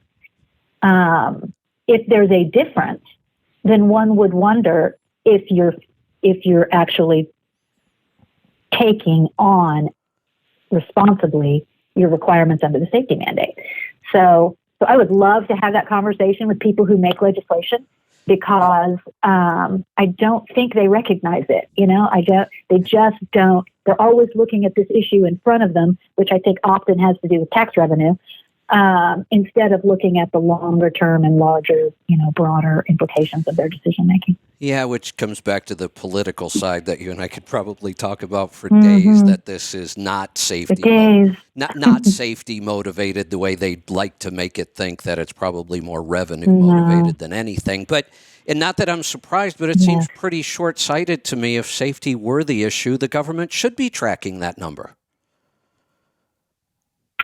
You would think so, and more importantly, that which is one of the things that frustrated me so much about the Supreme Court's decision to waive off the CTA case. But here we have an industry that is so struggling coming out of the pandemic, which it absolutely rose to the occasion on. I mean, you've talked about how close the margins are, and how I've talked about how difficult capacity is to find, and all that kind of thing. All those things drive the difficulty in trucking. And then the pandemic hit, and everything moves by truck anyway, but everything just gets exemplified, and all these things have to be moved in a hurry, and trucking rises to the occasion. And then what do? Keep a bunch more regulations on there. Like, really? And isn't this such an integral part of what we're fighting with our economy right now? Supply chain issues, inflation, trucking. The supply chain, absolutely. Yes, trucking touches every part of this, and yet we don't seem to be focused on it at all. I have an interesting story real quick on this topic. I was hired by a carrier to come in and help with their owner-operator program. They were really struggling recruiting and keeping owner-operators, but it was a pretty unique operation. It was straight truck, local. You had to own the truck, and then you actually had to hire a helper. It was a two-man job, so you had to hire somebody, and they delivered high-end furniture and appliances. So, that you're taking really expensive appliances and furniture into expensive homes. So they had developed this personality profile. You had to pass this test. It was the first part of the employment process. They gave you this personality profile, and it was a pass-fail. I mean, there was no black or white. You either met their profile or you didn't, and if you didn't, they wouldn't hire you, wouldn't even talk to you, wouldn't explain why. They just wouldn't hire you. So they brought me in, and I kind of looked at their system, and I was coming in to help guys with accounting, and, so they weren't struggling so much on the business side of things. But during the process, I thought, I'm going to try something. I tried to get hired by them anonymously. They're nationwide, so I went to a local, one of their operations, and tried to get hired. They wouldn't hire me. Here they are paying me to come in and fix their contract and make their contractors better. They wouldn't hire me as a contractor. And I was actually on a call we were on a conference call with the CEO one time, and he was bragging about this personality profile. And I said, I think this personality profile may be part of your problem. And he said, no, we spent so much money on this. And I said, I know. And I said, I went to the company and asked what the criteria was. And here's what they were doing. Because of the cost and the exposure facing the public so closely, and they were looking for people who were really, really conscientious and careful and followed all the rules. And that's what the whole profile was all about. I said, that's wonderful when these guys are at that house delivering freight. I said, but you should probably think about going to an employee model, because you're hiring independent contractors. Guess what? The personality profile for an independent contractor is totally different. And he said, no, we took that into account. And I said, I don't think you did. And he said, we did. And he kept arguing. I said, look, you wouldn't hire me. And he said, we would hire you in a second. He said, you could bring 10 trucks over to us right now. And I said, no, you wouldn't hire me. And he said, we would, I promise. I tried. And I said, I tried. I was turned down. Nobody will even talk to me about it. And the whole call went deadly quiet. That to me was part of the whole issue. This is a different personality profile when you're talking about people who are truly interested in running an independent business. It doesn't mean they can't be safe. I completely agree. But that's not that. Look, I'm a rule breaker. I have been my whole life. I hate rules. Give me a rule, I'll find a way around it. But I think a lot of entrepreneurs are like that. Cowboys. Yeah, you said it earlier. Yeah. One more thing real quick, and I don't want to spend a lot of time on it. I just want to throw it out to you, and maybe the three of us could talk a little bit about it at the event. I said I wrote a book and a program on how to buy your first truck. It was really targeted towards people who are going to buy the truck and then lease to a carrier, really specific for that market. I've been working on a program for a couple of years, and the world changed, and I kind of set it aside for a while. But it's a very similar program, step by step, how to move from being leased to a carrier to becoming a carrier and how to do it right. I mean, there's so much in there that nobody pays attention to. They all focus on the getting the authority part. You know, look, you're going to do that one time and you're never going to do it again. Pay somebody to do that. Focus on what's changing in your business, and a lot of things are changing. I'd love to get, one of the big issues is insurance. I mean, here's something I've seen happen so many times. I try to warn people against this. They go pay for their authority. They go through the process. They have the waiting time. And then they wait till they have it to go look for insurance. And Brent, what happens sometimes when you do that? You talked earlier about trying to hire a driver with a bad record. What if the owner has a bad driving record? Yeah, it's something I run into far too frequent. I hate to admit it, but it seems to be an afterthought. And that goes back to what we talked about earlier in the show, which is that insurance is, whether you're one truck or you're 1,000, it's always going to be a I would say top 3 expense. Some would argue top 5, with fuel being as crazy as it is right now. But it's definitely a top expense and something that should not go unchecked, and something that should be explored well in advance if you're putting together a business plan. That has to be one of the things that you look at and make certain conservative assumptions on when evaluating if this is a viable business to get into or not. Because I've seen guys get to that last phase. They have it all figured out. The freight standards we've all talked about. They're somehow find a reasonably priced equipment. They've got a driver ready to go. And they get to the insurance piece and they're thinking, and talking to their friends who've been doing it for 20 years, yeah, their price is this. Yep. Well, and then they get to that final quote phase, and it's quadruple, sometimes 5 or 6 times what they had budgeted for. So, it's a sad reality that we're faced with, and I don't anticipate that changing anytime soon. Based on all the various topics we've hit on in this call, it's just, it's a puzzling deal for sure. Yeah, and so I don't want to spend a lot of time on it right now, but maybe when we're together, I'd love to run some ideas by you on things I want to make sure I get into that program and I cover. Carrie, I have to believe you would have all kinds of input for somebody who was moving from being leased to a carrier to becoming a carrier. Oh, absolutely. Yeah, because I've worked with those people, you know, whether they were involved in contract disputes or agency disputes or whether they were involved in accidents, and then working with the motor carriers and the equipment leasing companies. There's so many different things that I think they miss that they don't understand. And when I have small companies come to me and they're looking to grow and they're trying to do things, and I'm taking them through my business health audit, and I didn't know that this thing existed. One of the things I love about insurance companies is, particularly groups like Higginbotham, and they have these resources available, and they'll tell you about them when you sign up, and then you promptly forget about them. Exactly. But they're typically part of your premium. You're paying for them already, or maybe they're offered at a very reasonable price.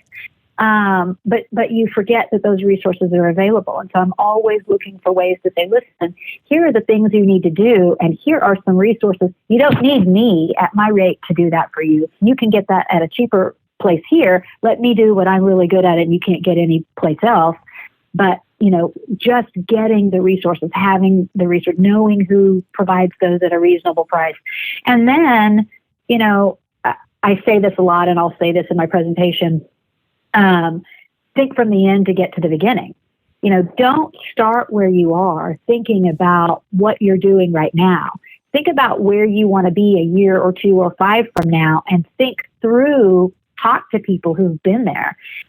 Think through what that's going to look like and then kind of walk yourself back from that goal to where you are and make sure that each decision you make is building on that next one and not just necessarily getting you by today.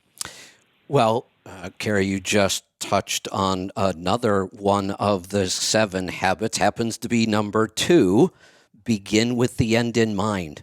I've been preaching that for so long. That is such a great way of looking at things, and you just laid it out right there. Begin with the end in mind is a great way to approach this. I could talk to you 2 all day long, and I'd love to, so I'm looking forward to being together with you for a week or so.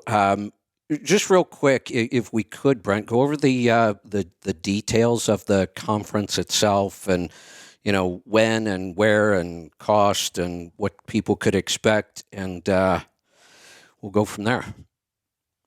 I would love to see some of my listeners there. That would be awesome. Yeah, it would be. It would be. Like I said, this is open to anybody that can benefit from the content, which I feel like is everybody listening to this show. They've already taken the first step, which is to better themselves by listening to you and the content you put out. So love to have them there. So what we've done is we've got 2 separate dates.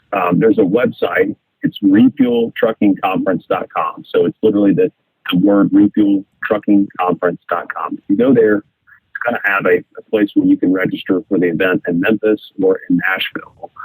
Both events, the one in Memphis starts November 1st, which is next week, 8 a.m. Central Time, and it goes through 1 p.m. Central Time.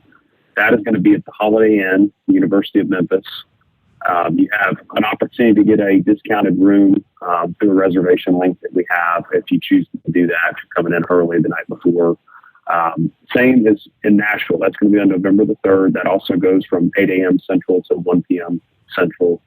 And that's going to be at the Embassy Suites, Cool Springs, where we also have a discounted room block as well there. So highly encourage folks to come. We've got the best speaker lineup we've had since we've been doing this. I think it covers all array of topics from technology to legal issues to operations that you're going to be covering to past ATA chairman.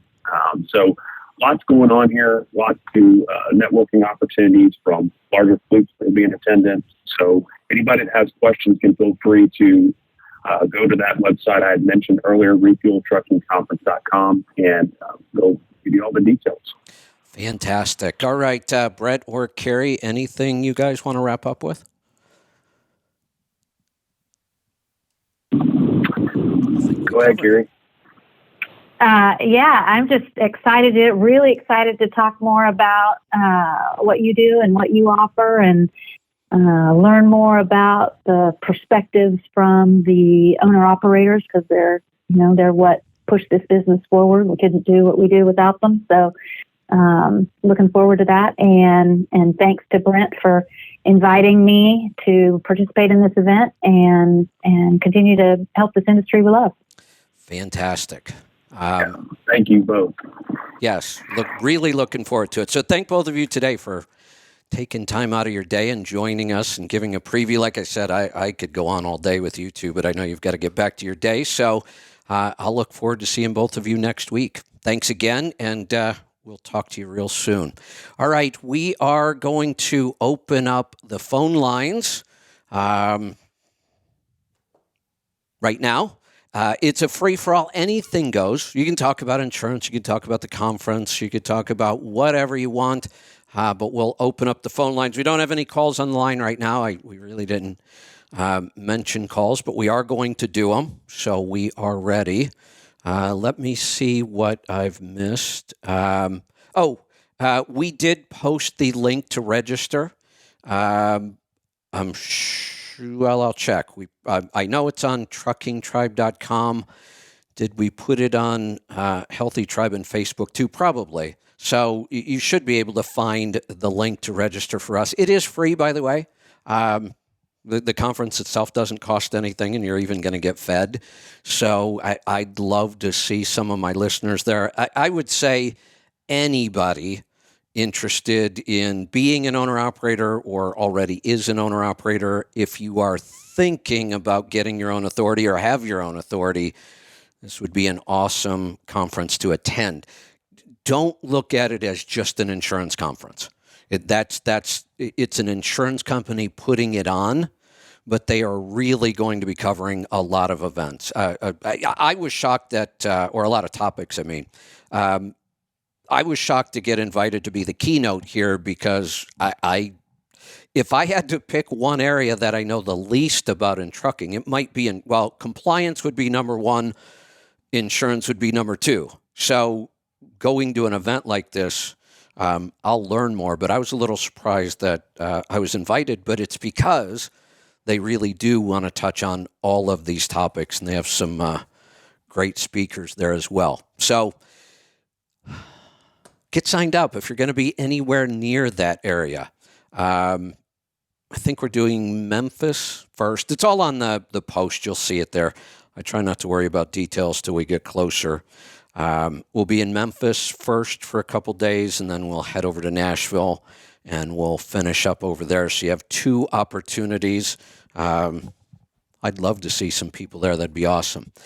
Phone lines are open. I'm going to wait just a couple more minutes. Calls don't seem to be coming in, but if they do, I'll take them. Let me go back and see if I had any topics. I really didn't have any topics today because I knew those two were going to be really interesting and we'd have a lot to talk about. Even if you just went for the insurance part of it alone, honestly, that would be worth it. Having a better understanding of insurance would be worth it all by itself. But the networking opportunities, I think, are really the big part. We've talked about that forever. You know, when we did our CMC, that was an expensive program. I mean, that certainly wasn't free. It was a big time commitment as well, 5 days. Our program was 5 days long, our CMC. It was $1,800 a person. You know, we estimated that a husband and wife team coming for that whole week would probably cost them about $10,000 when you looked at revenue and all the other things. And what surprised me was how many times people came back, multiple times. And we started asking people because, you know what, even though I kind of freshened up the material every year, it was really 95% of the material was the same material. When I freshened it up, it was just maybe trying to find a better way to present it, make it a little easier to understand. But I would ask people, you know, the material's basically the same, and they would agree. There's only so much to know about running a good trucking business. I'm not going to make stuff up. So it was really the same material, maybe presented a couple different ways, but I would ask them, this is a big investment and you keep coming back. And they would say, well, it's good to hear it again. But more importantly, they were coming for the connections. And that's really what I've found. I've been to conferences where the material itself is just not that great. A lot of the TCA conferences or, you know, they'd have some interesting speakers, but that wasn't the big part of it. For me, it's always been the connections you make, the resources, the people who are there that have done exactly what you're trying to do and they're willing to share, or just making those connections and having those connections in the future. That has been really valuable to me. I did an event with Truckstop.com a couple of years ago, and Truckstop.com's events primarily were brokers. You know, the load boards have two totally different customer bases. They have brokers and carriers. But for the most part, the brokers, use those services far more than everybody else, whether it's truckstop.com or DAT or any other load board. The brokers were far more active. And when I went to these events, it was almost all brokers. And, I talked about this and I invited some of my listeners to come down. I was going to be speaking at one of the events, a multi-day event. And a couple of them did. A couple small carriers came to that event. They were like rock stars. The brokers were all over them. They wanted a chance to talk to owner-operators and small carriers at an event like that. And I got to tell you, a couple of the people that came as owner-operators and small carriers said it was the most valuable thing they had ever done. They made so many good connections, and they had time to really sit down and talk to people. So I would encourage you to check it out if you're going to be anywhere near that area next week. I'm going to be heading there. I'm taking off out of here on Friday. I'm actually taking a train to Memphis. So I'll take one train to Chicago, and then I'll take a train from Chicago down to Memphis. And for me, that's just a couple days to really kind of put all the finishing touches on the presentation itself, and looking forward to a little break there and working on the presentation and thinking about it. And then after Memphis, we'll head over to Nashville and we'll do it again. And then I'll probably fly back. So I'd love to see you there. I think I'm going to wrap this up. We don't have any calls coming in. So we will wrap this up today. I am not, this week, the radio schedule's completely normal. We're doing the show every day this week. We've got a couple big things going on this week. One, Danielle and I from Four Sigmatic. I almost got two of our guests mixed up here. I'm working with two people right now. From Four Sigmatic, Danielle and I will do the part 3 of the sleep protocol she's helping me with. We'll report on that. I've got some pretty interesting findings to report on there I'm excited about. We also have Kara joining us from NutriSense, the continuous glucose monitor. I've been wearing their monitors on and off for a couple years now. I took a break. I'm wearing one again right now. And it's interesting. Several things have changed quite a bit on blood sugar. So we'll be talking about that. We are also trying to put together an episode of The Pit. I'd love to get Noel Perry to join me. Noel is the financial analyst in the trucking industry.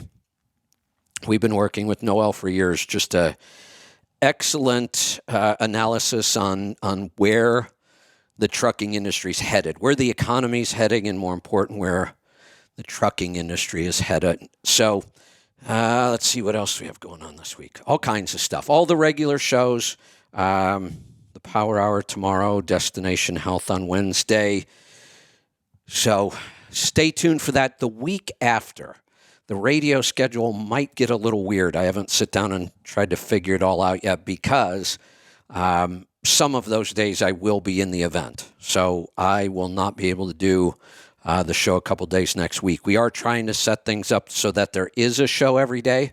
And as we get closer, I'll let you know what that schedule is. We do have a call, so I'm going to grab it.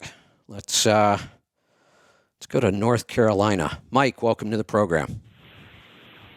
Hey, Kevin, it's Mike. I just heard you say about your train ride that you were going to do. Yeah. A couple of years ago, my uncle and his caretaker from Manzanita, Oregon, took the train back to where I grew up, and they it went to Lexington, Nebraska, which I'm sure goes on through to Chicago. Just beware that he said that ride in that train was so rough that they literally bought airline tickets to go back. They would not ride it again, so just beware. No, wait a minute. They went from where to Portland? Well, they live in Manzanita out there on the coast, so they got out in Portland there, I'm sure, somewhere. Where did they start? And they ended up getting off in Lexington. Well, it had to have been Oregon, someplace there, probably Oh. Portland. I don't know where the train starts. Oh yeah, the train started. And, So and they got off. I thought they were coming west. They're going back east. They started in Yeah, Portland and got off where? In Lexington, Nebraska, right in the center of the state there. I believe is where they got off. North Platte, maybe Lexington. I'm not sure. That wouldn't have been they- this train. This train from Oh, it Portland. wouldn't have been okay. Now, this train from Portland to Chicago actually goes really far north. It goes through North Dakota. Oh, okay. Yeah, this Yeah. one Okay. goes Well, then you'd probably be better off. But Well, here's the thing. Lisa and I have taken this train several times. This is not my first trip on this train. No, it'll be my first trip from Chicago down to Memphis. I don't know what that's going to be like. Right. This is what's called the Empire Builder from Portland to Chicago. Runs every day. We've been on it several times, and I would have to say the opposite. There was no issue. Oh, really? No issue with the ride on the train at all. Now, I've talked about the fact that it's a shame that Amtrak is, pseudo-government because you can tell. I mean, the train, it's outrageously expensive. It really is. If you're going to get a car, and if I'm on a train for 48 hours, I'm not sitting in a seat. There's just no way. The whole experience is having the little car to yourself and your own bathroom, but it's outrageously expensive, really, compared to a plane ticket. And the amenities just aren't that nice. They're really not. You look at some of the rail systems, even in Canada, and certainly the rail systems in Europe, they're known for being, almost luxurious compared to Amtrak. Amtrak is pretty, it's, no frills. But just the experience, for me, 3 days away from just about everything. I will do some writing. It's just a relaxing way for me to travel. And, as a truck driver, you travel all over the country, but you never get to see anything. I mean, it's not like you can sightsee while you're driving. You miss most of what you're going past. So I just love, and here's the other thing. That train doesn't travel anywhere near interstates. I mean, it goes right through Glacier National Park. The scenery is stunning. So it's a really nice experience. But we haven't been on it in a couple of years. The last time on it, that whole ride was smooth. I don't ever remember the ride being an issue. Oh, good. Yeah. Good. Yeah, I was just, they got off and they said that they was never so wore out in their life. And wow. And they just bought airline tickets back. They said, of course, I'm sure they came across like the Rockies and went through that scenery somehow. Or I don't know how they came, but I'm not sure. I'm not sure either. There's it's not even like the airlines. There's only so many routes on the train. To get to Kansas City, I actually took what they call from Portland. I took the Coast Starlight down to L.A. and then left from L.A. to go to Kansas City. And that was another great ride. On all the trains I've been on, I don't remember the ride being an issue. Yeah. But I didn't know which way you were going. I just remember. I mean, I was in Nebraska, and when they came through, and I was I was kind of surprised, Yeah, I'm not sure. It's possible. It's possible, I guess, they may have started on the Empire Builder and then somewhere, got off and headed south. It's possible they went all the way to Chicago and then came back to Nebraska. Yeah, I'm not sure. Because, like I said, there's not a lot of routes, so you don't necessarily do things very direct. Like I said, who would leave Portland and go to L.A. to get to Kansas City? But that's how you do it on the train. Yeah. I know that Amtrak goes through Lexington, Nebraska there, and I'm just assuming that's where they got off. I don't remember. Yeah, that's the other interesting thing about the train. There are lots of little tiny stops. I mean, there are some stops where there's a little shack there, and that's all that's there. Especially going through North Dakota, you see a lot of that kind of stuff up there. So it's just an interesting experience. Right. Okay, well, I didn't want anything else. I'll let you go, so I just got to tell you that. So yep. Thanks for the call. You got to handle. Yep. Let's go to Maine. Casey, welcome to the program. Good morning, Kevin. What's on your mind today? A quick question. Really. You're talking about your stuff you've been doing on your sleep and things like that. Are the recordings already on Audio Road, or They are not. We're holding all three. Okay, I was going to say, because I've been looking for them and haven't found them. Yeah, everybody is. We kind of wanted to put it out as a series, so you have all three parts and you can listen to them straight through. Okay, and will those be on Destination Health, or? They will be on the app. They'll be under Destination Health, and Okay. whatever day we finish the recording this week, I think it's Wednesday, they'll either be posted that day or probably the next day at the latest. Okay, perfect. That's all I got. All right. Thanks for the call. Let's go to Chicagoland. John, welcome to the program. Oh, hold on. I got to press the right button. There we go. John, welcome. There's the beep. There it is. Have a show suggestion. Being Okay. you haven't done one of these since you got onto the new platform. Basically, tax deductions, possible deductions, and just talking about taxes that you can do for your trucking company. That's a good idea.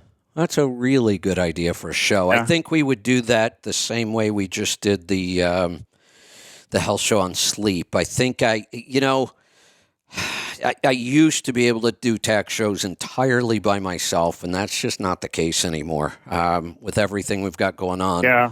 I don't totally stay up on that topic as much as I'd like to. But I have a couple people I could certainly invite in, and I think that kind of show Right. works better as kind of an interview, two-person. So I have a couple people in mind. I think we could do that as a series. That would be awesome. Yeah, another one of the back to the, well, it's not really basics, but, I wish it was basic, but same you're right. type of idea.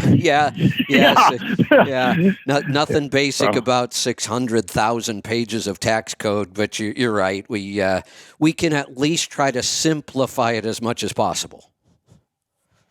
Right.